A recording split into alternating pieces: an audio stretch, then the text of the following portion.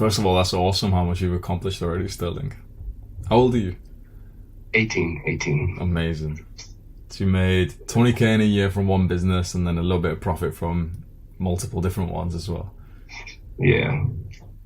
And I have a 9 to 5 job as well where that might have got me 20K. I don't know. But, and I really want to leave my 9 to 5 job. And another thing I'll say is my dad never gave me any money growing up. Anything I wanted, I had to go out and figure out a way to get it. And I think that's also a big part of becoming an entrepreneur, because if my dad would have just, like, when I'm ready for a phone, just give me like the latest phone, give me a car when I need one, I think you would just kind of not work for what you have. But yeah. That's awesome. I think you've started life with a foundation that's very secure, and it's already created some character inside of you, which is so desirable and valuable. So congratulations on that and the hard work you've done so far.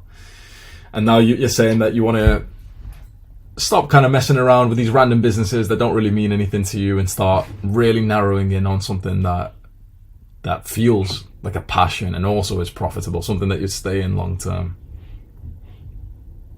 That's exactly right. Because yeah, like as I said, I've experimented, and I can tell you everything that's wrong about a ton of businesses, but I still haven't seen like success. Like I can tell you, don't do drop shipping because you're selling low quality products, overpriced, with extremely long shipping times. The customers are hardly ever happy, you know? So I don't really want to be in drop shipping. I didn't want to be in coaching just because of like trying to like get on calls with people in the evenings, and my family's always having people over and they're not really that happy with me always being in my computer in my in the room with the door closed, you know, trying to work. So ultimately I landed on this info product business, and it's not really like I'm fairly certain this can be what'll make me successful. I'm just not sure. Yeah. I'm not sure if I'm going to be able to stick with it for a year, 2 years, 3 years.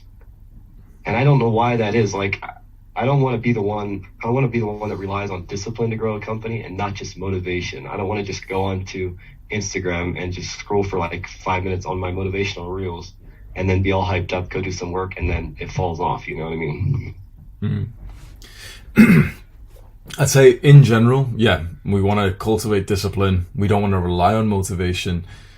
But the smartest and the most successful people figure out the thing they're motivated for and make that into a success. The thing you're motivated for with discipline is the best case scenario. So discipline is like this incredible important skill these days, and motivation is seen as this like ucky word. I like to think of it a bit differently. I think motivation's a fantastic thing. I think you should enjoy the thing that you do. I think you should feel motivated for it. And I think if you don't feel motivated for something you do every day, you should probably try to figure out why and make it easier or more fun. Because like it's valuable to develop discipline, but to live your entire life like not enjoying your day, in my opinion, when the smarter, like, you know, that's like this goal here. But the bigger goal is to do the hard work because it's fun. Like peasants stop here, like, you know, the the Sigma male, he stops here these days. It's just, oh yeah, hard work, guys, you know, this is all that matters, guys. But you may as well try and make the hard work fun, and then you'll just do it for double the hours as the guy who's disciplined and who's only doing it from 9 to 5. If I may ask you, when you started your YouTube channel, was that your first, would you say, entrepreneur venture, or was it like, yeah? I started entrepreneurship in 2019, and I started by flipping clothes on eBay.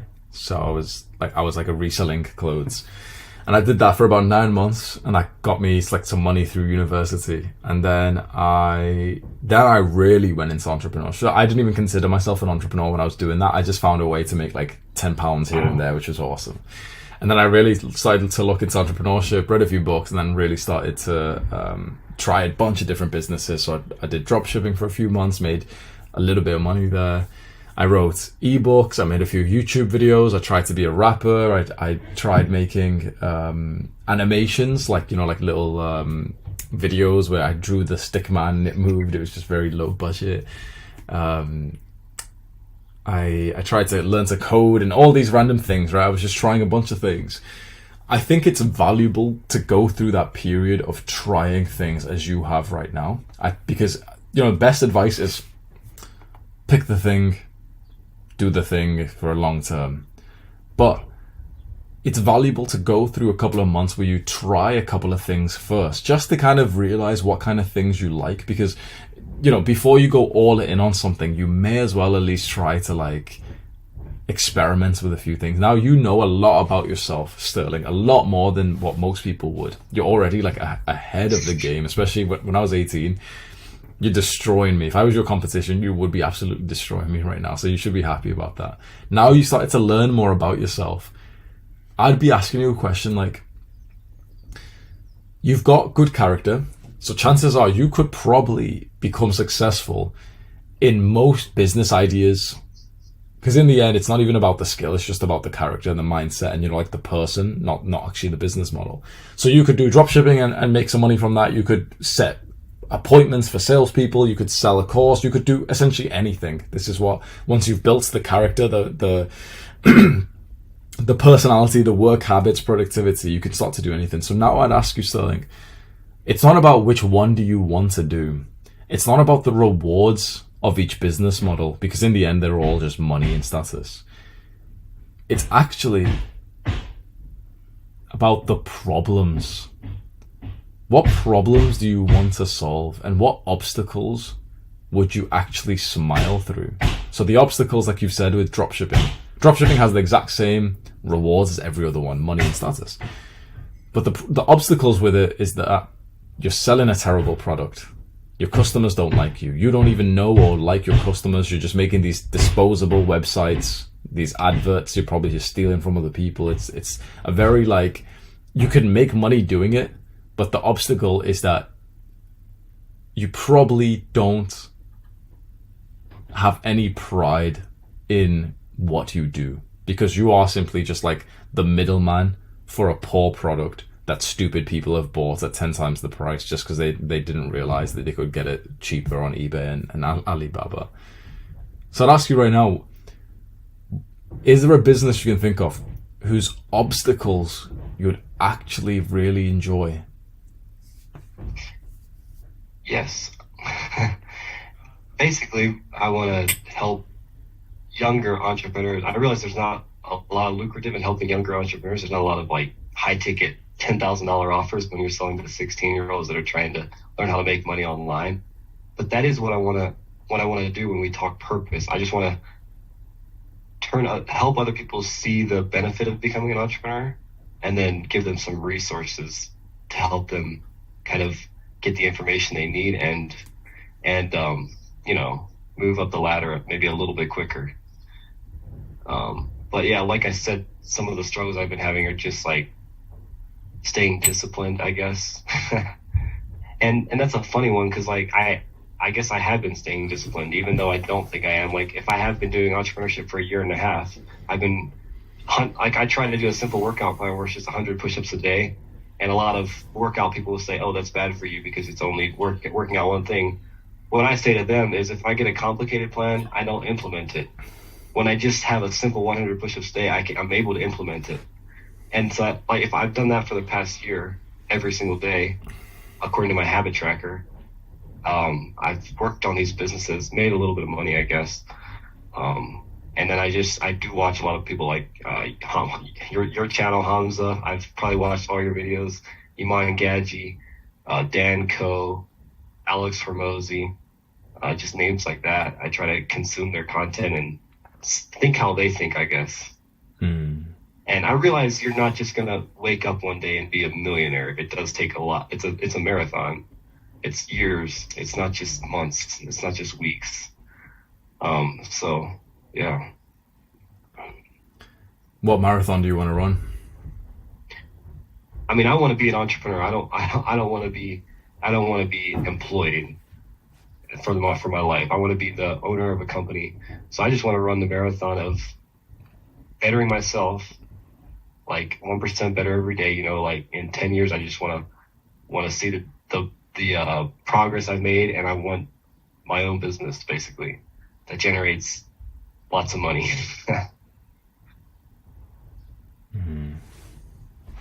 You want to be an entrepreneur, and we're just trying to find what's the right business model for you.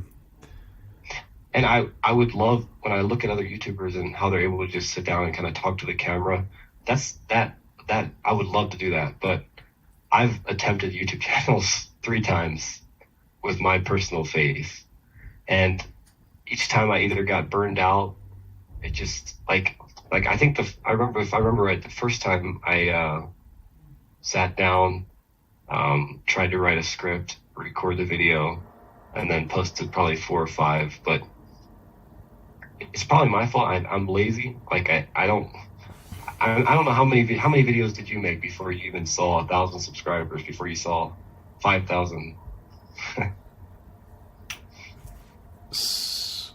7 months of posting, I think about 3 times a week to get to 1,000, and then another 6 months or so after that to get to about 5,000. So mine was like relatively slow in some ways. Like some people get to 1,000 subscribers in just a few videos. For me, it took me about over a year. It took me about 1 year and 2 months ish. Full-time YouTube. It's the only thing I'm doing. I'm focused. I'm relentless to get to 5,000. So I did hundreds of videos. Yeah. Well, that was the marathon I wanted to run. Yeah, and what do you think about if, let's say, I would start a channel, and I heard you on the call this morning, you told him these days people don't need a lot of fancy edits, because if you try to compete with everybody on fancy edits, you're going to lose the game every time. So you think there is a growing population that just wants somebody sitting down and talking to their camera? 100%. I think that's going to become the rising niche of YouTube. It's already doing really well. Before, YouTube goes through like chapters, and it was the pranks. Anyone remember like the prank, like in 20 whatever it was, when everyone's doing like homeless man gets pranked videos or some shit, bro? That was so weird. And then it was like the charitable things, and then it's like the Mr. Beast ones, and they've reigned for a while. But everyone's kind of like bored of that stuff now. The Mr. Beast challenges and the fitness YouTuber challenges. Oh, doing 1,000, eating 10,000 calories. It's all bored now. Like the people who are climbing the most are simply just the synthesizers who are just there with a camera, sat in their rooms, and they're just kind of telling you about life. And there's people who are climbing up the ranks of YouTube and making fantastic businesses, because YouTube's become a lot less about like entertainment for the classical sense of like, oh, here's this like this challenge that we're doing, or now it's more about that we're getting entertainment from the fact that we can see someone who's real, that we can kind of invest in their story. You're all here today not because of my edits or anything like that. You're just here because you were able to like invest in the story of Hamza and into the brand. If suddenly I started to have, if I moved out right now and I went to some like fancy recording setup or something, it would lose some kind of vibe. Imagine if I started to wear like a suit for every video. It would lose something that you were able to like relate to. So what I tell people today is like the fastest way to start on YouTube is actually the best way. Grab your phone, record the video, don't even change your clothes or anything, and just show the real you. And like there's this advice I give all the time, but I don't think people value it as much as they should, which is the game of YouTube is just trying to show as close to 100% of the real you as you possibly can. That's good. So not even like researching a topic, just sitting down and talking. Yeah, to begin with, yeah. So, because you've got to imagine that the videos you first start with are kind of like the empty bar in the gym. It's kind of like the 20 kg barbell without any weights. And this isn't how you're going to end up. But you've got to respect the process and think to yourself, yeah, I can lift the empty barbell right now. I'll make some progress with that. And the idea is that 2 years from now or a year from now, you can hit 100 kg bench press. Sweet. But there's too many people thinking about the 100 kg bench press right now and thinking to themselves, yeah, like I'm not going to go to the gym unless, I won't be able to bench 100 kg right now. This is what everyone says with their YouTube videos. Like, oh, but I can't make that video right now. I can't even speak well right now. It's like a fat guy saying, oh, but I can't bench 100 kg right now. It's like, why don't you just bench less than that? Mm-hmm. and honestly, YouTube is the marathon that I'm okay with running, and that I would love to run. I think I would still continue to do several things on the side, like post on my LinkedIn, and grow another brand that I have that doesn't take much work, maybe an hour a day or something, and then just grow. And then, I mean, give YouTube a fair shot of like 50 videos, 100 videos because for me, I always thought when it comes to growing a YouTube channel that it's based like on how good your videos are. Like if they're not edited right and if they don't sound good, then no one's gonna watch them. But from what I'm hearing from you and even seeing YouTubers that are coming up, it's less and less about the quality. Like if you're gonna compete on quality, that you're not gonna win. When there's people that are Mr. Beast with hundreds of employees doing their edits, you know what I mean? So yeah, that's good for me to think about. Yeah.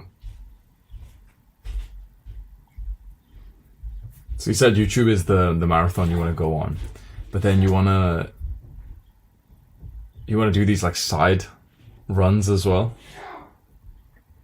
Yeah, that doesn't sound good. I guess. So I love the thought of having a YouTube channel. I love the thought of recording a video and making income from that. But there's another brand I'm building right now where it doesn't have my face involved, and so I can just pay someone to make the videos and then put them out and then direct people to the link in bio that goes to a digital product store. And it just seems like it's going to be profitable in a year from the success I've seen in a month. So I don't know if I should say, like, you don't want to be spread too thin. And I feel like I should just continue doing what I'm doing because also the community I'm from and everything, I think it's better. A lot of people, they're not okay with being driven by money. They don't like that.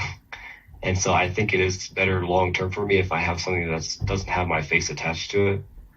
And I've heard several people say online that if they would choose a business with income versus fame, versus having fame and making income, or just a business outside with income, they would choose the business outside because fame isn't always like, I think it was Iman that said this, or maybe Iman or Tate, I don't know.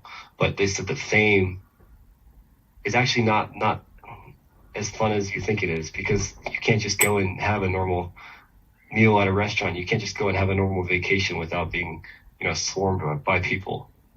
But it's just those things that almost make me hesitant to take that marathon. I don't know. Versus just like a business that's making income and that I can just work behind the scenes, growing. But is that something that you'd actually want to continue long term? The YouTube or the other one? The faceless business. That's the thing. I don't know how it's going to hold out long term. I feel like YouTube would be very solid long term, like 10 years down the road, 20 years down the road. I basically just need to go do my research and decide. It's a good. You're putting me on the spot. It's a good thing to think about. Well, I mean, on YouTube, you can still do a faceless video on that. You don't even need to expose your identity. There's quite a lot of YouTube channels that have got close to like 1 million subs, or even there's probably some which have got above 1 million subs, where they don't even know who it is. Like the biggest Minecraft YouTuber was called Dream, and no one actually knew what he looked like up until like a year ago or something. He had like millions of subscribers, because it's kind of fun. Like in some ways, it'll hold you back. But if that becomes your brand as like, oh, I'm the faceless guy, in some ways that like it becomes this novelty thing that people actually start to like. And if you plan to never show your face, because if you ever start that channel but then show your face like a lot of these guys do, which is a huge mistake, then your brand's ruined. So Dream did this, and I saw a video where his brand went downhill after that or something. So you could do that. Like there's a guy in the self-improvement space that wears a mask over, like he wears like almost like a, what's his name now? ski mask duets or something like that. Like he literally wears like a face mask over every video, and he's just being like goofy and everything. And like he's got like 300k subs.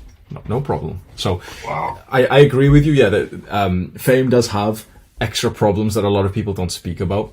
But what I will say is Alex Hormozi tells this story where he's at a friend's house who's really famous, and his friend is telling him about the negatives of the fame, that, you know, people have knocked on his house and people have like just sent him letters and everything, and Alex is saying, wait, that's got to be horrible. This is before Alex ever became famous himself. And his friend says, if that's the price I have to pay for the impact that I want, then I'll pay that price every day. Wow.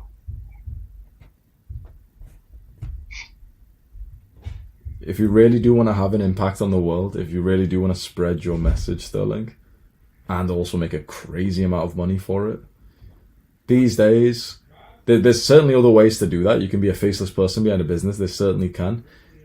But there's a lot of amazing opportunities for the fame brand. And let's say with me, like, I'm not like famous, but like, you know, 2 million subscribers and I could take a holiday. Yeah, like everywhere I go, someone does really recognize me these days, but it's not like I get swarmed. Like, I'll go to the gym, and for a few days, no one comes up to me, for example. Then someone will. And then sometimes, like, there'll be 3 people in one day. But it's nice, because it's like, I like the people who come up to me, because it's just young guys that are going to the gym who, you know, meditate and stuff. It's like, it's nice to meet those kinds of guys. Like, because the beautiful thing about a personal brand is that you really get to be so authentic that you kind of create the kind of person who comes up to you. Now, if you've been creating like monsters, if you've been creating like people you don't like imagine it's like these Mr. Beast kind of guys who make videos for kids, and then it's kind of weird and awkward, fair enough. But when I make videos for myself or my younger self, so any guy who comes up to me is like, he meditates, he's respectful, he's got good character, he goes to the gym, he likes to be disciplined, he's probably works on a business,